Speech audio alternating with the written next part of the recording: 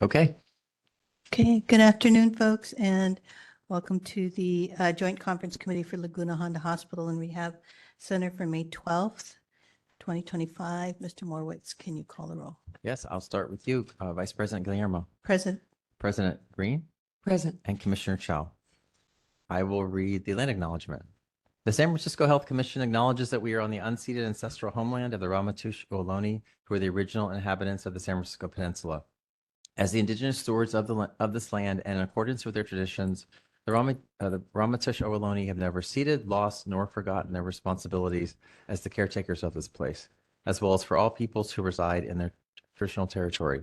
As guests, we recognize that we benefit from living and working on their traditional homeland.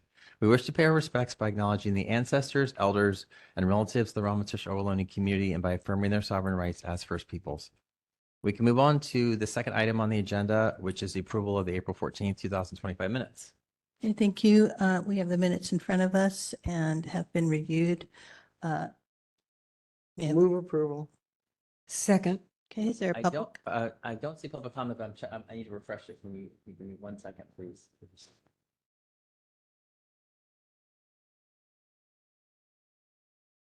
Sorry.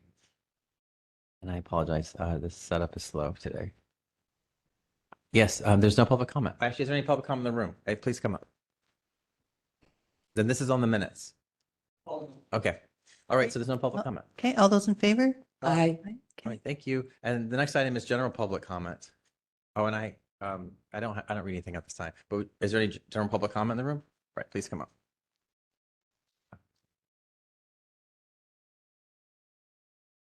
All right. Everyone has 3 minutes, so please begin. My name is Jim McAfee, and my domestic partner, Randy Welch, is at Laguna Honda Hospital and Rehabilitation. Last Monday, there was a Health Commission meeting and a director's report. Although the director wasn't present, I don't think it really matters. It's a director's report. And it says here that Laguna Honda achievement of 5 stars is a testament to the quality of care provided. Specifically, Laguna Honda had a very successful annual survey this past fall where regulators reviewed in detail residents' care and safety, including completing interviews with residents. Not with Randy, they didn't. And notice it's only residents. It's not with families. Let me get this clear. Not with Randy, they didn't, nor have they ever, because there's a lot to cover up. It also said Laguna Honda performed very well on key metrics of resident care, supporting resident behaviors, healing wounds, and preventing falls. That's subjective, especially if you're my domestic partner, Randy Welch. They just had to shave off the back of his head so that they could stitch up a, whatever you call it, the split in the back of his head from a fall. The last time he had a fall, it was fractured ribs and a punctured lung. So this kind of stuff is subjective. Also on the other page here, it talks about people who were there 24 hours a day and how fully staffed it is. Have you ever tried to call Laguna Honda after 3 o'clock on a weekday? Ever tried to call them on a weekend? It just rings and rings and rings, and then it gives you another number in case there's an emergency. And that one just rings and rings and rings. Thank you very much. Thank you. I don't see any public comment. I want to make sure that the system is not, I'm going to refresh it each time we do it to make sure I'm capturing it. Mr. Minette Shaw, I don't see your hand, but this is general public comment. I want to make sure, 'cause I see that you just entered. Going once, going twice. That's the end of public comment. We can move on to. Continue. Yes, I'm sorry. Item 4 is executive team report, and Director Sai has something to say. Oh, actually, yeah, please turn that on. Try again.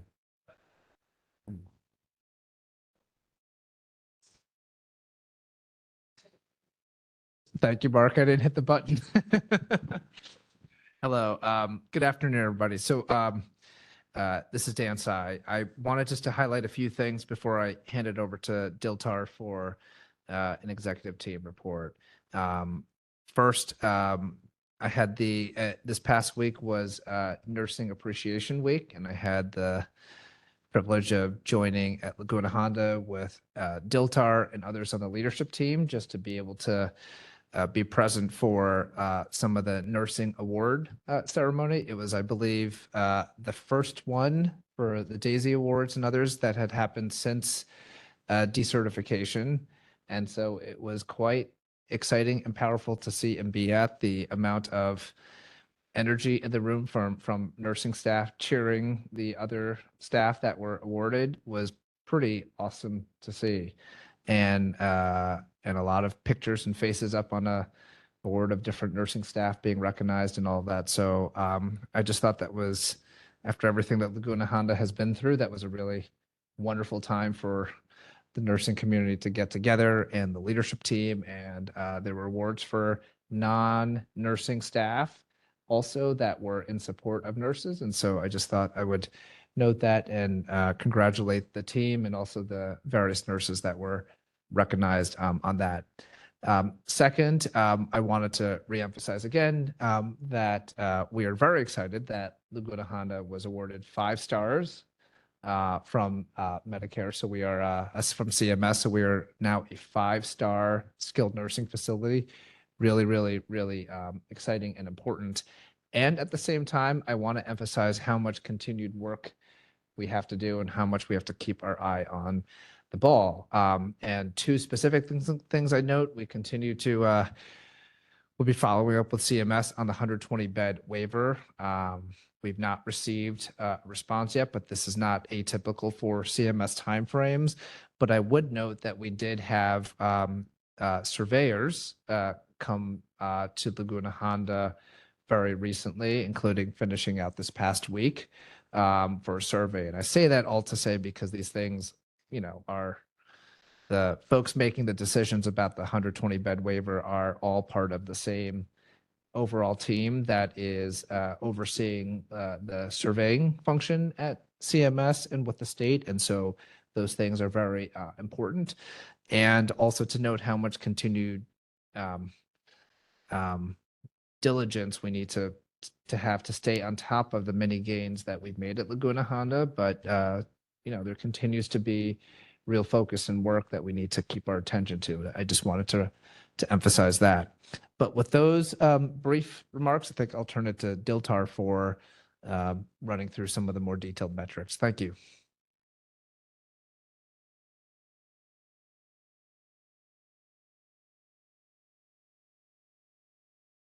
Good afternoon, commissioners.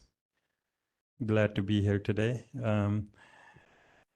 You all have the chance to see the presentation that was shared with this group, and I'll just highlight some key points. Before I start, just want to introduce myself. My name is Diltar Sidhu. I'm the CEO and Nursing Home Administrator for Laguna Honda. Happy to be here.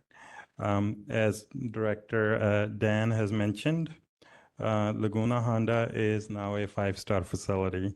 We're certified in Medicare and Medicaid. These 5 stars really speaks to the quality and the care that's being provided by a wonderful staff.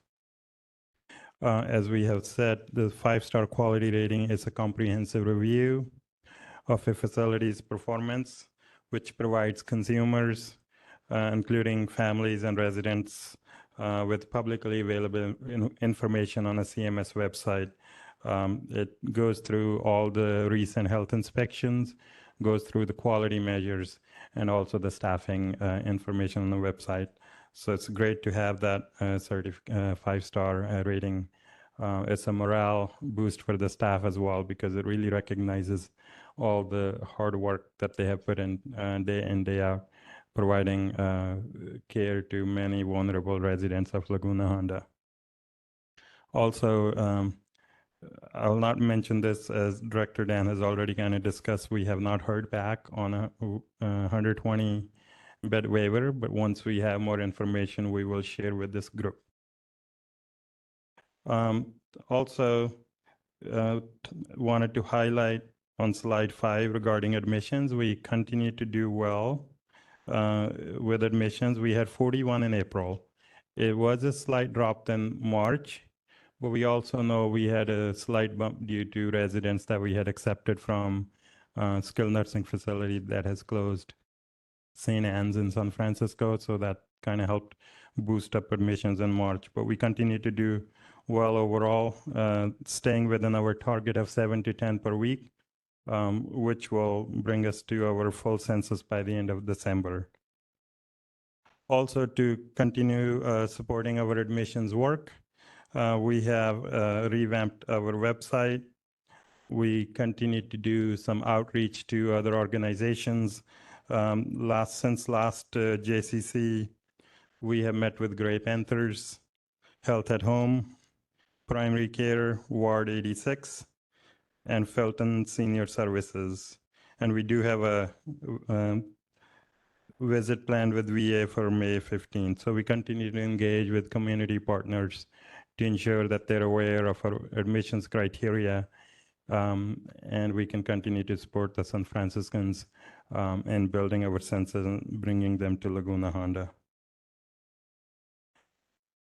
Also, in response to the public comments from last JCC and commissioners' valuable feedback, we have also made some changes to the website to make it, to highlight the long-term care and custodial care that Laguna Honda continues to provide as well. And that's on slide 4. And last but not least, want to give shout out to nurses. As Director Dan has mentioned, today actually is the last day of Nurses Week. It runs from May 6th through May 12th. And just want to recognize all the wonderful nurses at Laguna Honda who work day in, day out, providing care with compassion and relentlessness to the vulnerable population of San Francisco. They care for many complex behavioral residents who oftentimes have no family, and they do it with compassion and out of their goodness. It's really wonderful to host that event last week for them, recognizing many of them. We had Daisy Awards, Friends of Nursing Awards, and many others to recognize all their hard work. And I want to thank our Director, Dan, for joining that event as well. And that was basically covers my exec report. If there's any questions, I'm happy to answer. Thank you. Hi, are there Thank any? you, Diltar. I apologize. Oh, just going to ask if there's any public comment. Yeah. That's your job, and I apologize. Any in the room? None in the room, and then let's see if there's anything remotely.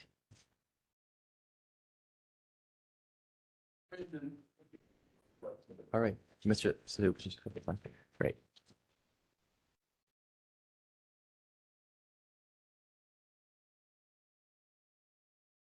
My name is Jim McAfee, and my domestic partner is at Laguna Honda Hospital and Rehabilitation.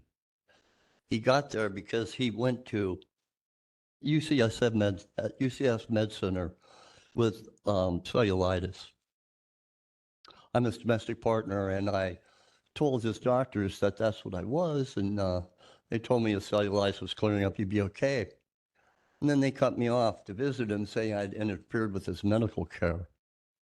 Then he was rendered unconscious and taken to Laguna Honda, where they lied about his condition and helped embezzle his share of cost money for his father. Now, I just came up here and told you people that, you know, these surveys that were done for this 5-star rating that they said where they interviewed all of the residents, this is not true. There are people there who don't have standing. My partner, Randy, doesn't have standing. I'm his domestic partner. I have durable power of attorney. I don't have standing. I've just completed my 3rd meeting with Dr. Lamb, the CMO, who's got all the evidence to verify what I've been telling you.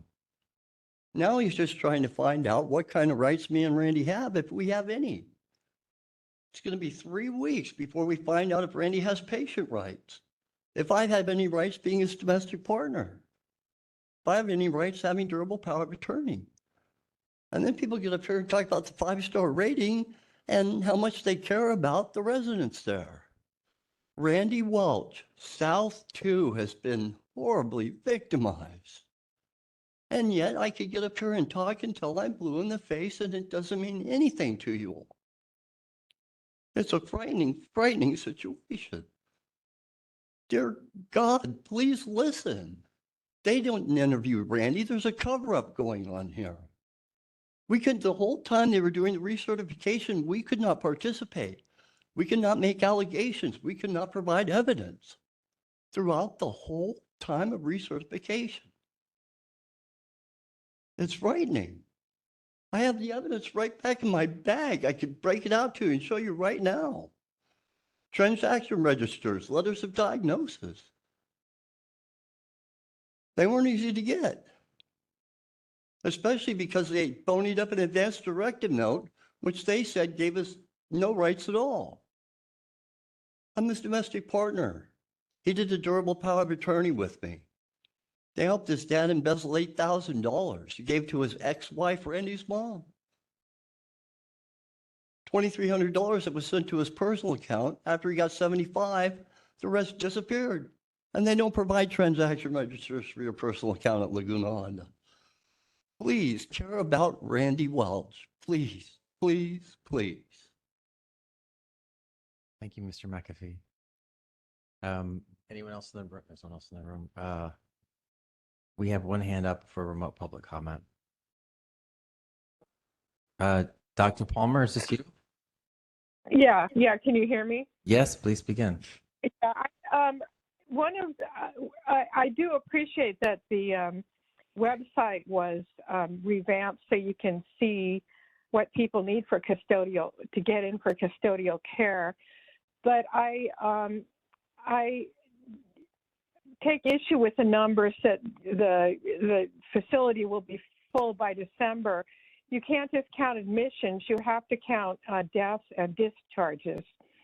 And the average census increase every month is less than 30, except it was 33, I think, in March.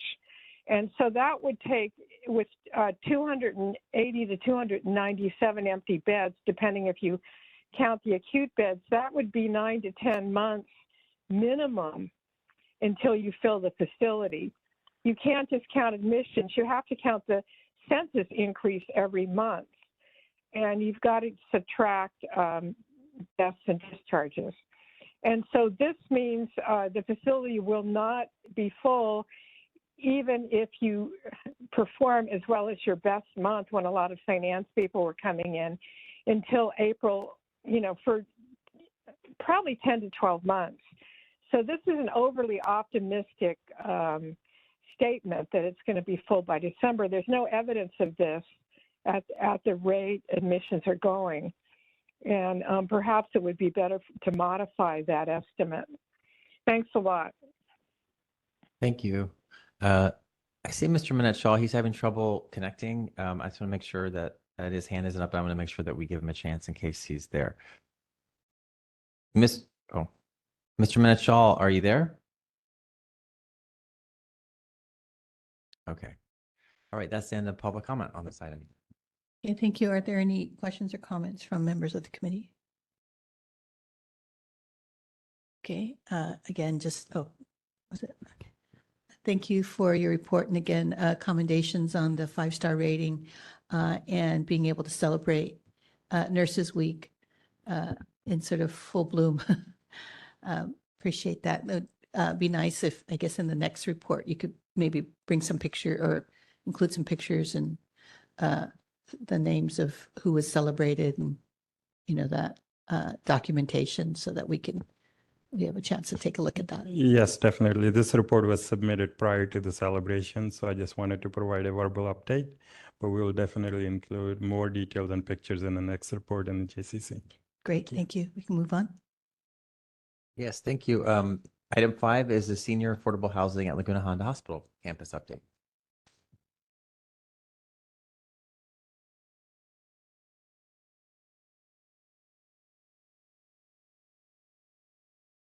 Hello. Good afternoon, President Green and Commissioners and Director Tsai. My name is Sharon Kristen. I'm a Senior Project Manager with Mercy Housing, which was the selected developer for the senior affordable housing at Laguna Honda Hospital campus. I'm joined by Ann Romero, Senior Project Manager at the Mayor's Office of Housing and Community Development, and DPH and Laguna Honda staff, including Diltar Sadhu and Mark Primo, Capital Projects Consultant.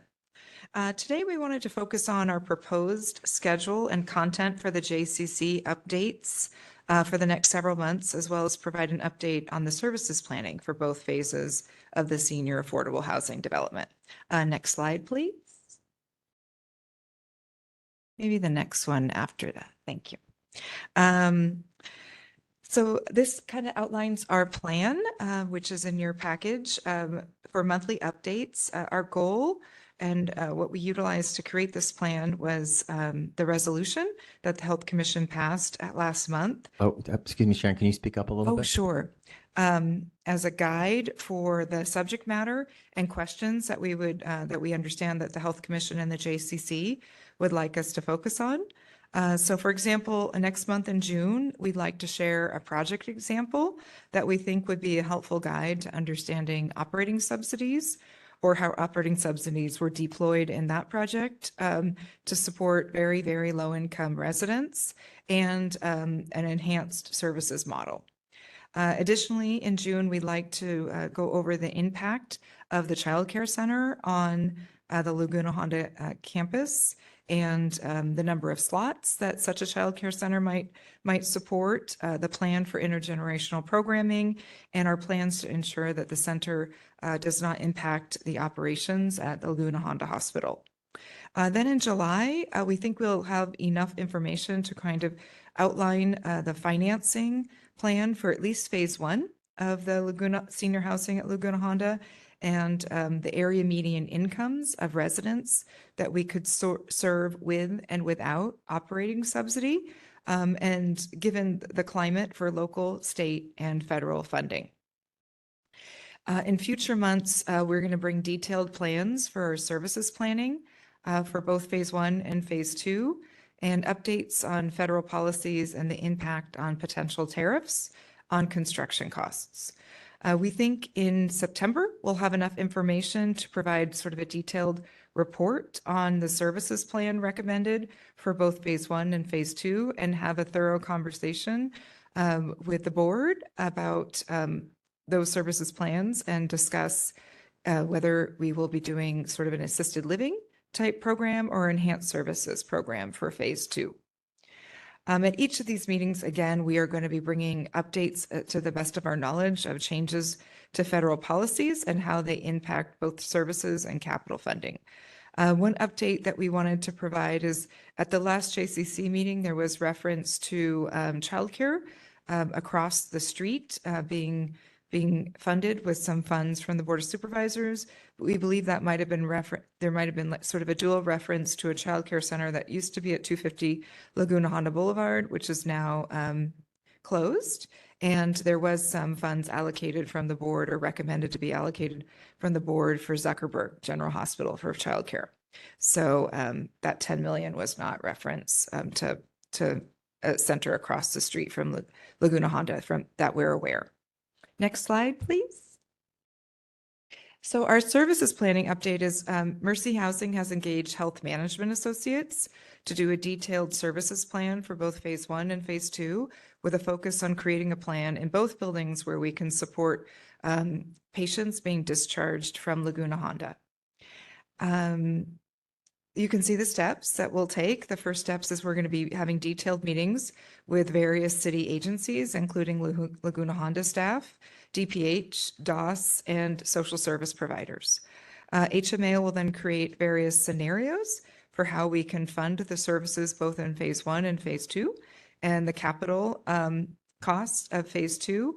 And we will present various scenarios and review with the board the plus and minuses or the cost benefits of various scenarios for the board and all of us to collectively make a decision on how to move forward on phase two. Next slide, please. And we've created this affordable housing glossary, which we're hoping is going to be a useful tool to step through terms that we use in affordable housing financing. We're going to continue to add. Sorry, am I on the right slide? Oh, actually, next slide. Okay. It describes the Appendix A glossary. All right, thank you. Thanks. And so that's really just a start of this glossary that we'll continue to add to as we use terms in various updates to the board. And we'll define them as we go along. And we'll continue to add to the questions and answers the board asks. One question that we received recently was the clarification around that rent in affordable housing includes both housing cost and as well as utilities. Typically, affordable housing is residents pay their own utilities, and that cost of those utilities is deducted from their rent. So their rent equals 30% of their income. That was our presentation for today. Any questions? Thank you. We'll see if there's any public comment first. Oh, sure. There's no public comment in the room. Let's see, is there public comment? I don't see any hands. Okay, questions? Oh, Dr. Chow, did you?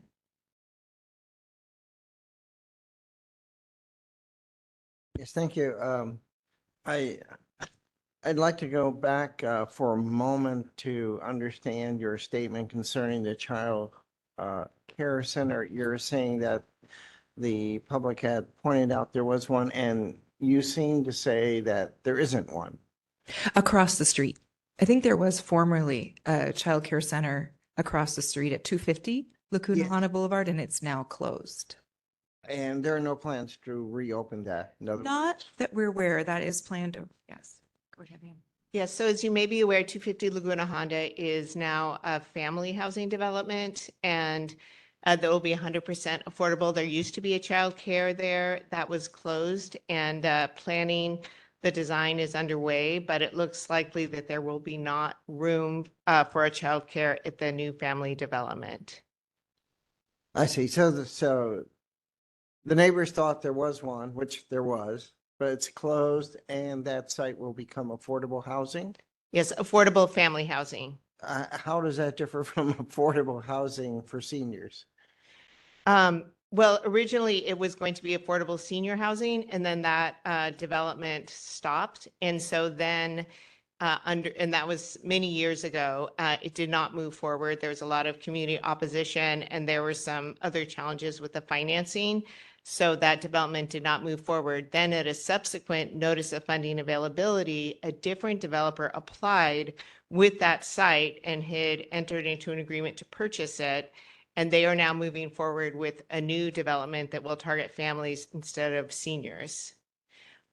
In the meantime, I don't know exactly when the childcare closed that the church operated, but it is not operating now, and I do not think it will be in the new family housing development.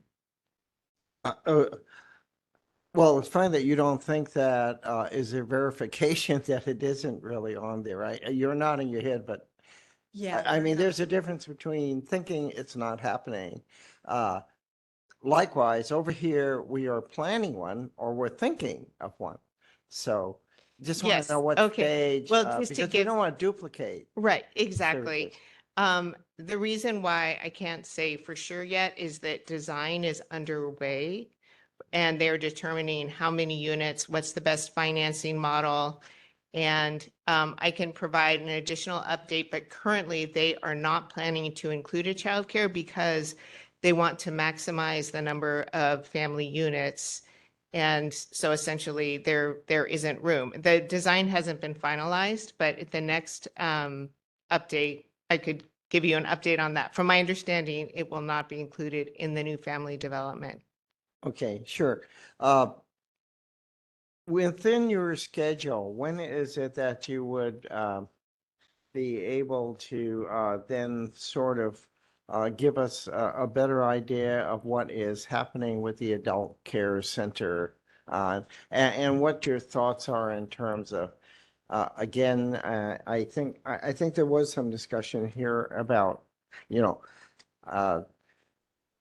further discussion on the components that were coming in even under phase 1 and phase 2. So within these months, when is that going to, when do Yeah. you think that will occur? Yeah, I mean, what we've learned or had verified so far in our work with Health Management Associates is the adult day health is as we presented previously, really integral to potentially an assisted living or enhanced services model. So I think by August, we should be able to describe that a little bit more fully. What we're really understanding is, if it were to be assisted living, adult health is pretty much required to be part of the physical structure, and how the adult day health can or cannot serve the wider community is really going to be part of that conversation and decision we make around phase 2 being just enhanced services versus assisted living.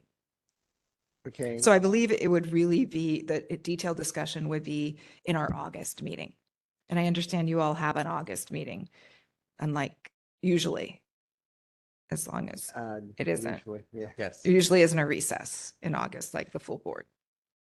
Yeah, I think it's important to try to clarify, and also, as you say, within your phases, and you have September where you're talking about phase 2. Right. But That'll be more like, let's um, recommend and decide. I think we'll be having a full discussion of the various options in August. So we're prepared to make a recommendation and, take your feedback in August, review the options, take your feedback in August, and then possibly in September, we're able to decide on which way to go forward.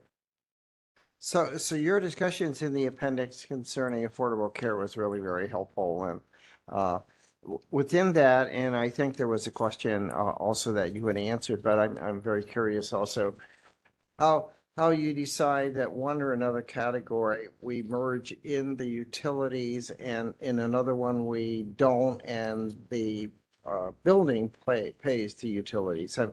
So in both instances, the residents don't pay utilities. How did you decide? Right. It's deducted from their overall rent. So they're only paying 30% of their income in rent. So yeah, the different models are when we're usually serving a pretty vulnerable population where there's concerns that residents can truly manage their own utility bills. The building management will essentially collect utility bills or arrange with utility providers. So the building management is receiving the utility bills, and then the building pays them directly. And it's the utility cost is included in our operating expense versus the resident paying their utility bill, even with a care program or some other sort of program that PG&E or AT&T may provide to assist them with bills due to the fact that they're a low-income household. So those are the two models where either the resident manages and pays their bill directly, or we manage it in order to avoid the likelihood that residents really don't manage it themselves. So it really depends on how vulnerable the households are likely to be, what we would recommend in terms of the building management managing the utility bills versus the residents managing it. So it's a case by case? It's a building by building. Yeah. It's Building yeah. by- Yeah. It's usually often when we do like permanent supportive housing for currently unhoused folks, we often recommend that the building management see. manage the utility bills because, residents are coming from homelessness, they're, restabilizing. It's just a little bit of additional support so the resident doesn't have to manage their utility bills.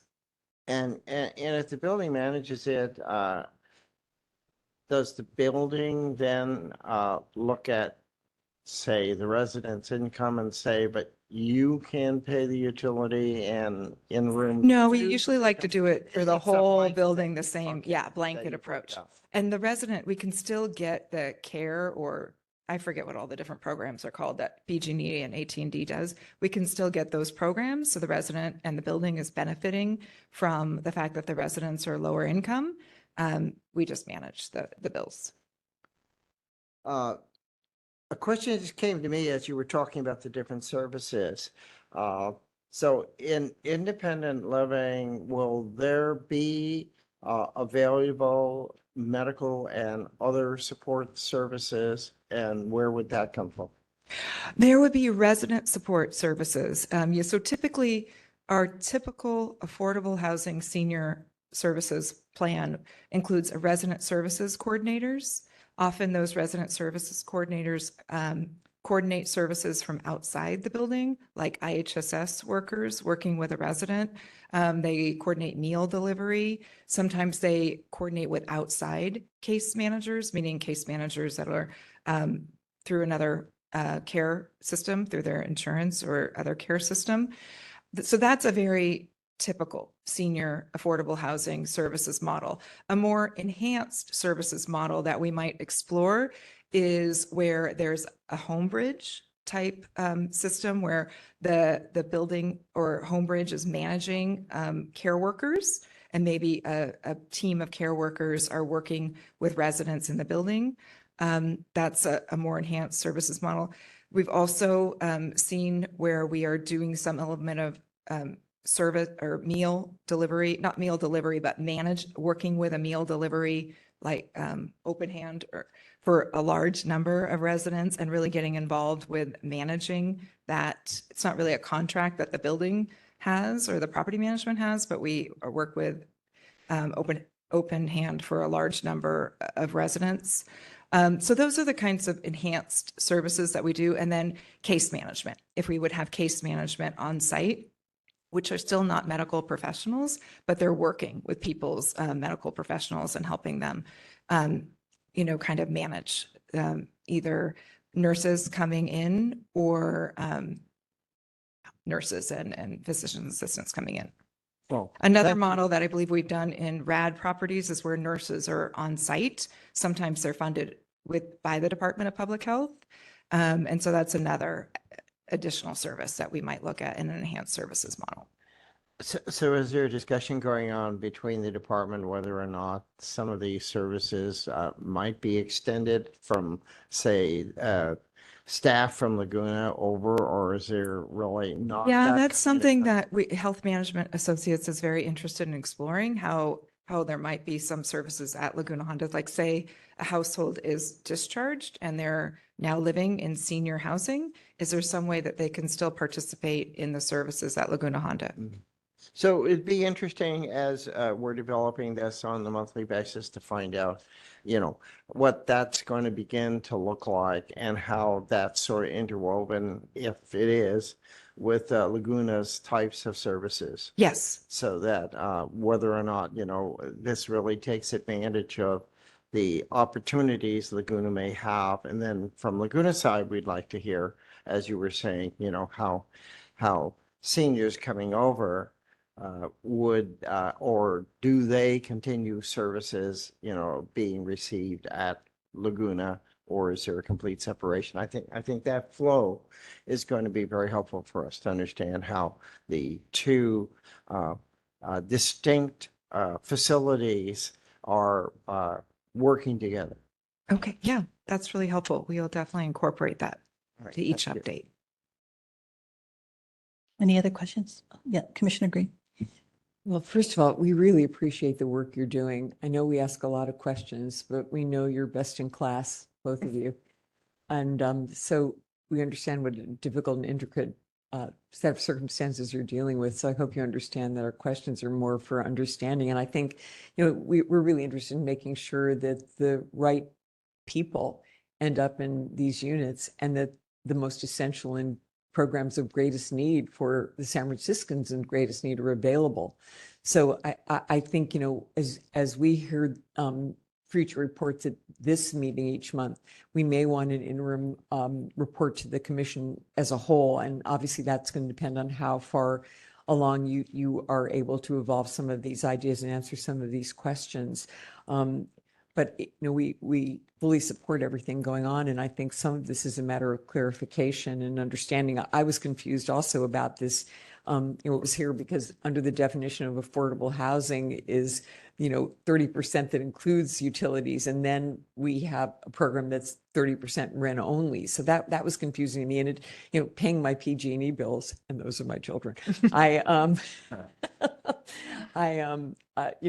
their cell phone bill, but anyway, I am so sensitive to that cost and how much it can actually eat away on budget. So some of those things I think we'd be interested in knowing. And then of course, I think you've heard, we're obviously supportive that the employees at Laguna have access to childcare, but we're also concerned about adult day programs because I think we view that as a logical transition for people in Laguna who may then want services. And at the moment, we struggle so much with best placement for people.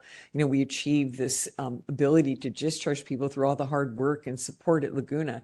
And then we want to make sure that every avenue is open for them to transition to an equally healthy life. And I think the last thing I would hope you incorporate in the future is just, this concern about the physical plant that, if it's a castle on a hill and people can't really get out, that could be of concern to, the population that we want to house there. So, I think those are some of the questions that if you can think about, and I know you can't answer them now. And of course, we're all worried about funding, needless to say, because of the changes going on at a federal level. So we appreciate it. And if you could think about those things, and the next time you report to us, as you give us reports, you could kind of touch on some of those topics. I think it'd be very helpful. We definitely will. Yeah, thank you for that feedback. Okay, I won't add to the questions. I think that they were covered well by the committee members. And then just a reminder that Secretary Morowicz will be representing us in the discussions that you have with Laguna and the health department. So we'll make sure that we can rest assured that a lot of the things that we've been asking are covered. And I just want to express my gratitude also for you coming to each of the meetings and being willing to,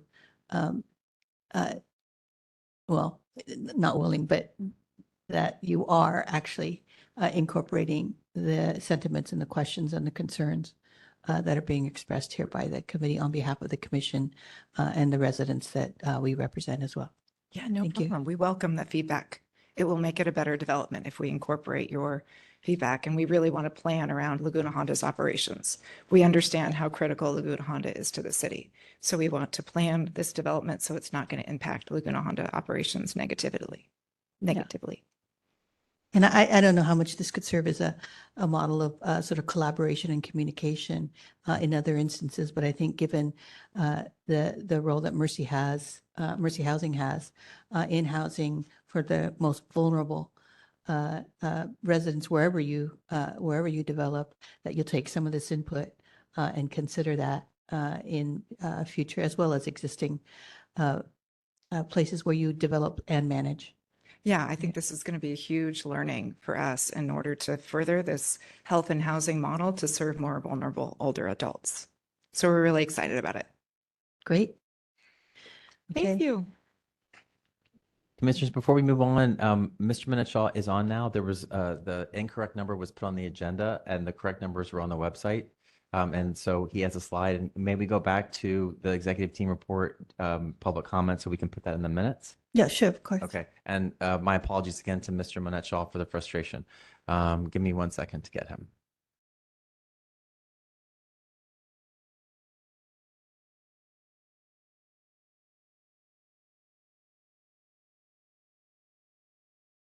Where'd you go, Mr. Minuteshaw?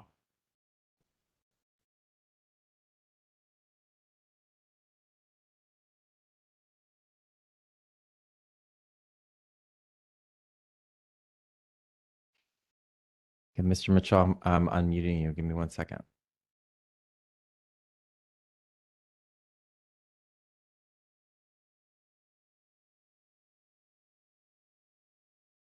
Okay. Mr. Mitchell, are you there? Yeah, what item can I talk on both 4 and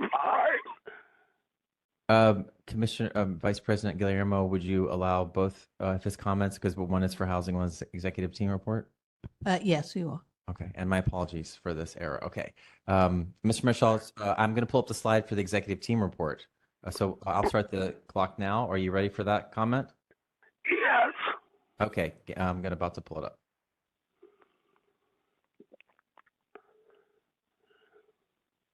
Shoot.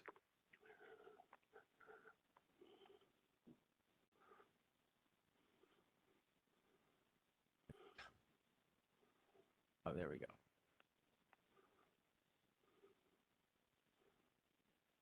Okay, please begin. All right. Here. As my overhead slide shows, there is a major discrepancy between the number of potential admissions to Laguna Honda since admissions resumed. The top chart shows the referrals for admissions report LHH has been presenting to the LHH JCC for the past 6 months or so. It suggests that of the reported 186 admissions, or patients accepted but not yet admitted, after accounting for and subtracting the 80 patients lost to attrition between patient discharges and deaths, LHH may have admitted up to 106 patients since admissions resumed in July 2024. However, the bottom table on my chart shows the monthly increase in the hospital census, shows a net increase to the census of just 90 patients, presumably factoring in the patient deaths and discharges. So the question is, why does today's admissions referral report show a probable 106 admissions plus so-called accepted patients, while the state of the hospital report displays on a row labeled end-of-month census a net gain of only 90 patients? Does this mean 16 patients accepted for admission were never actually admitted? Shouldn't the two reports match? And does this suggest the LHH JCC should instruct LHH not to lump patients merely accepted for admission in with the patients actually admitted? It's worrisome slide number 3 on the 120-bed waiver request states CMS has not granted waivers in the past. If CMS denies the waiver request again, this LHH JCC, the Health Commission, SFDPH, and the City Attorney's Office must consider filing a lawsuit against CMS. After all, CMS's order to close LHH's 120 beds appears to have been illegally issued, since those beds were reportedly grandfathered and should never have been closed. San Francisco should set a precedent and sue CMS on behalf of similarly situated SNFs nationwide who may have applied for room waiver exemptions but were denied their waiver requests. Thank you. Item number...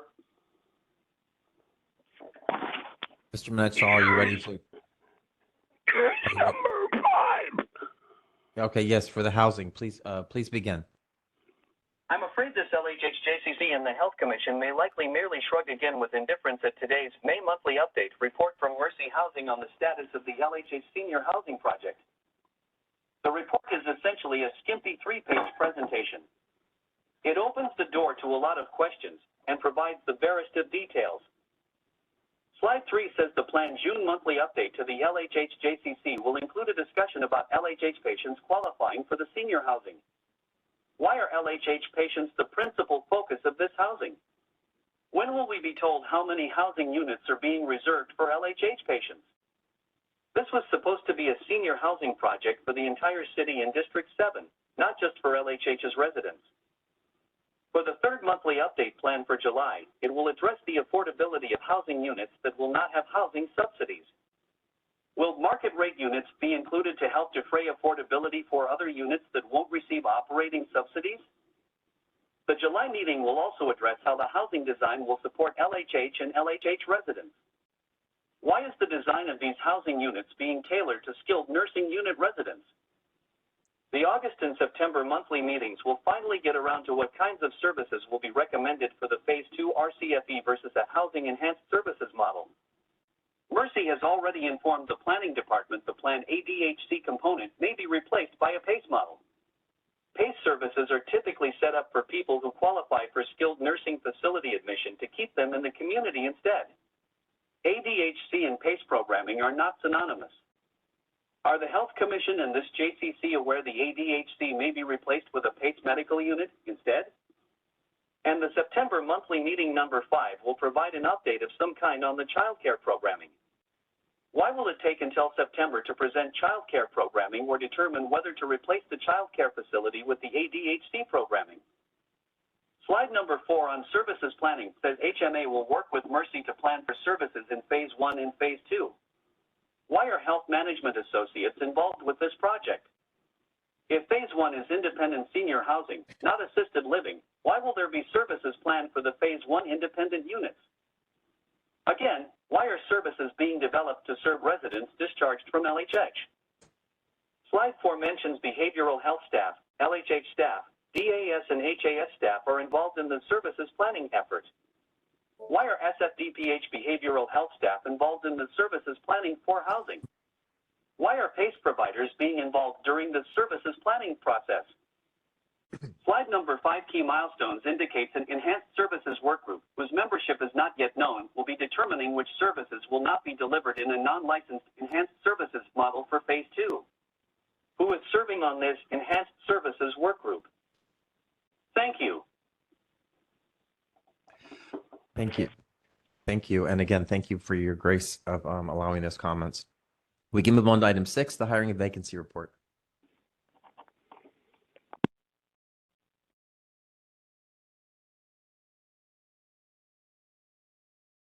Erica, I just moved you over from attendee to panelist. Please turn on your microphone.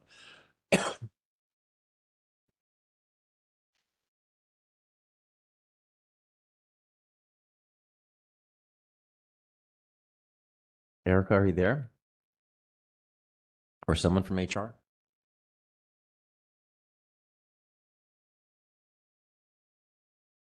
So I'm Vice President Guillermo. I'm not sure what's happening. How about if we skip this and I will see what's happening with the HR person because she should be in the meeting. You move I to see the her. regulatory report? I'm sorry? You move to the regulatory report? Yes, please. And then we'll do. So we'll go to item 7, the regulatory affairs report. Oops. Good evening, Commissioners and Director Sai. My name is Geraldine Mariano, Director of Regulatory Affairs. I will present the April 2025 Regulatory Affairs Report. During the month of April, Laguna Honda had 9 cases of facility reported incidents. Hold on for a second.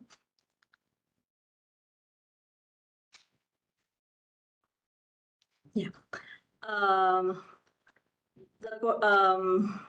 also 7 anonymous complaints shared by CDPH.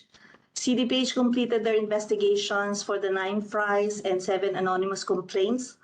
1 fry had a deficiency against the facility, and the remaining 8 fries were closed with no deficiency. The 7 anonymous complaints were closed with no deficiencies against the facility.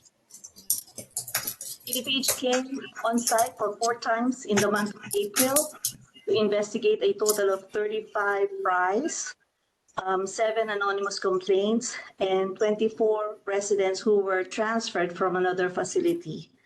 And they have conducted the second certification survey. This was closed. I'm sorry. And then at this time, we have 20 cases remained open, meaning pending for CDPH to be investigated.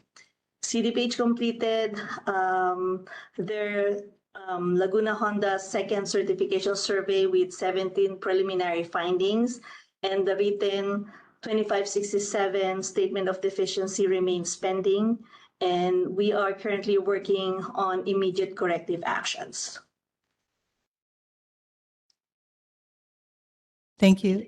Is there public comment? Is there any public comment? Folks, I don't see any hands. Giving you another chance. No public comment. Okay. Commissioners? I know that there were a number of questions that were asked. Well, I think the one that I was asking was mostly sort of a documentation question from the slides in which certain numbers didn't add up. And some explanation was given for that in writing, which said that certain things got left out because they happened later, I guess. But I'm still somewhat concerned that when we are looking at tables, that when the tables say there are 15 and we can only add 13, that there is a question here, and because the report isn't numbered, I don't know, but if we just look at staff to resident abuse, here it says that there are no deficiencies adding up to 15, but I can only add 13. Over here under investigation not started, it says in January there are 2, there's no other columns, and it adds up to 3. So I'm just suggesting that they should have better oversight in terms of seeing that the numbers at least are reviewed. Okay. Geraldine, did you, I know that there was a response to that in writing, but I think that in the future, Yes, apologies, Commissioner Chow. We'll do the review for the numbers. Okay, just a simple thing as you're finishing out your charts or graphs to make sure that it's sort of double checked to make sure that they are accurate. okay. Thank you. No other questions? Oh, Yes. Commissioner Green. Well, thank you for the report. I just have one. Have we gotten our 2567 on the deficiency yet? And do we have any sense of timeline on that? We haven't had very many recently, and I used to know the exact number of days, but thank goodness we haven't had many. So I'm not sure what your timeline for expectation would be for that, for the 2567. We know, what the more detail on the deficiency. We haven't received it just yet, Commissioner Green. The hope is that we'll receive it by Friday. So in theory, CDPH shares that they will turn around their CMS 2567 statement of deficiencies within 10 working days. So that 10th day would be this Friday. All right, great. Thank you. Thank you very much. I was just curious to know, because obviously we don't know any details yet, and just curious to know what the timeline was when we would get some clarity. Of course. Thank you. Okay, and just to confirm, there are really only 20 fries that are pending Yes, knock in on wood. total? Yes. Yes. Well, we mark that day. Okay. Thank you. We can move on. All right, thank you. We can go back to item 6, a hiring and vacancy report. Good afternoon, commissioners. Apologies for that. I somehow was not connected to audio. My name is Erica Thorson. I am the Director of Selection and Hiring with the Department of Public Health.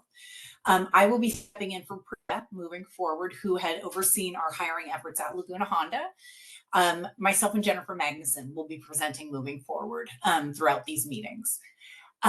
Quick update on hiring at Laguna. We did place 3 positions last month, in April. Of those were 2 new hires, both PEX and 1 transfer. We also had 3 separations with 0 retirements during that same period. The RN classification is exempt from the hiring freeze. They're automatically approved.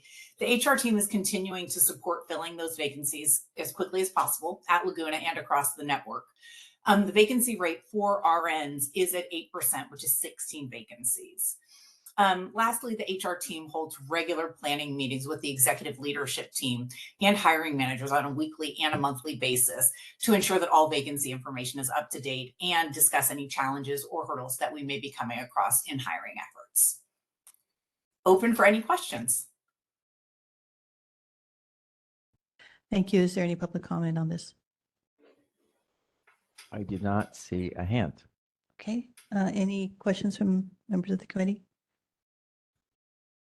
I guess my only question is, if I'm looking at the vacancy rate for nurses in the 23-20 category, and there are 16 vacancies. Could you speak in the microphone, sir, please? And that represents 8%.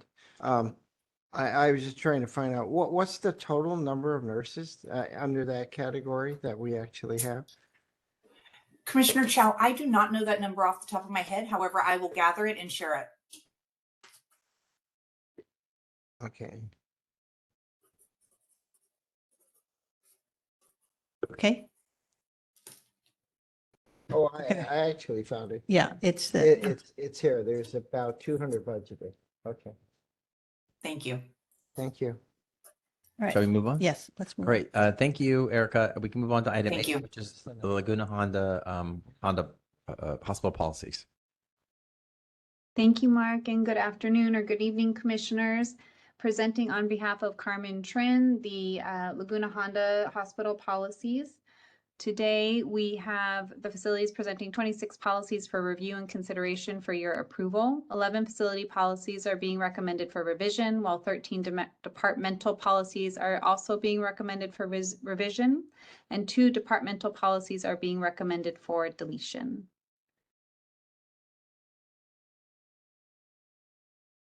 Requesting your public- approval and consideration to move to the Health Commission. Thank you. There's no public comment on this item. Okay, Commissioners, the responses to the questions that were asked were provided this afternoon. If there's any additional need to question, now's the time. And remember, Commissioners, this is a recommendation to the full commission. There's still time to tinker with, and give feedback.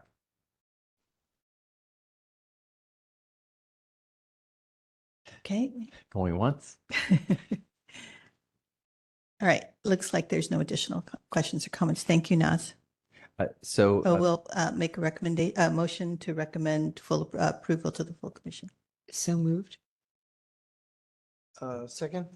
Okay, all those in favor? Aye. Aye. Wonderful, great. So we can move on to item 9, a consideration for a closed session. I don't see any public comment.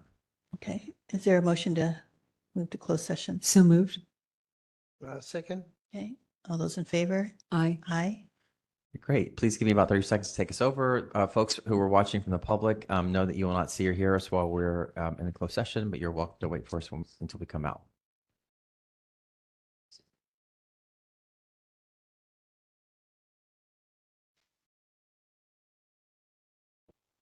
Okay, we're back in open session. Please consider motion to, actually, let's note that you approve the credentials report and the PIPS minutes report, and please consider a motion to disclose or not disclose other discussions held. Move not to disclose. Second? All those in favor? Aye. And thank you. And now consideration for adjournment. Move to adjourn. Second? All those in favor? Aye. Aye. I thank everyone who participated and watched. Have a good day.